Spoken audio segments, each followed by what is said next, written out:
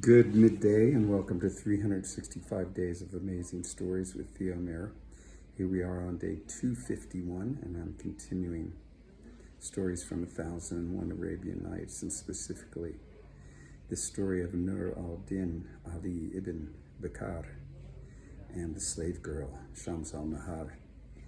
Now remember that Shams al-Nahar had swooned repeatedly once she was with Harun al-Rashid, the caliph, a man so powerful that he commanded so many people and so many men.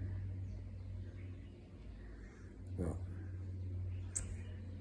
he stayed with her as long as he could, and then sent for physicians to work with her and treat her.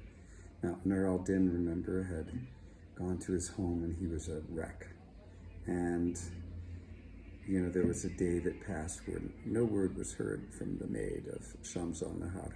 But the next day, she came to the shop of Abu al-Hassan and she related information about Shams al-Nahar and gave him a letter. And they took leave of each other. And then Abu al-Hassan, he thought, I need her to come with me because I'm sure Nur al-Din will have a message to give back. So he very quickly sent someone out after the maid who came back. And the two of them went then to the house of Nur al-Din, Ali ibn Bakkar. He was a mess, as I've mentioned, and was, sitting, laying on his bed, people all around. And when Abu al-Hassan came in, he perked up, sat up, and stood up, and then greeted Abu al-Hassan. And Abu al-Hassan let him know that the maid had come and she was waiting outside. And should he have her come in? And Nur al-Din said, yes, please do.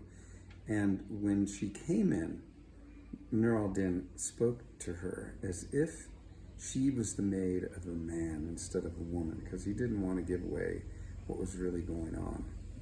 And so they exchanged greetings, and she gave him this letter from Shams al-Nahar.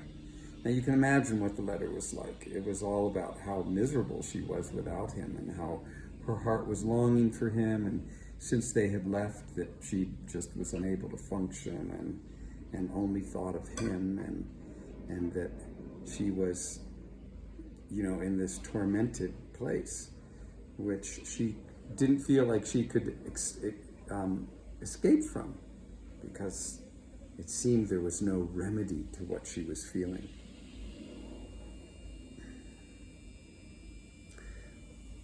Tears came to the eyes of Nur al-Din, of course, and he let it be known that his torture was only greater to hear how she was doing, though he never mentioned a she.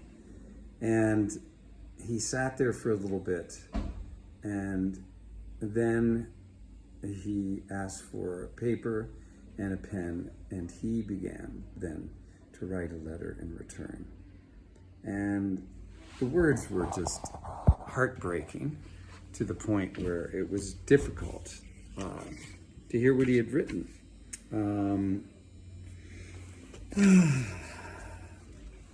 I could read a little bit of it. He says, "Oh, my lady, your letter has reached me, bringing rest to a mind worn out with passion and desire, and healing to a wounded heart torn by sickness and grief. It has delighted the eyes and gladdened the heart with its beautiful bloom. And after long silence and worry, it has moved the tongue to speak. The more I contemplated its words and understood their meaning, the more I enjoyed what I read, and the more I read and reread what with unequaled art is expressed, the more relief I felt. For I have been suffering all the torments of separation, a raging passion, and an incurable sickness, an overwhelming desire, and an all-consuming longing.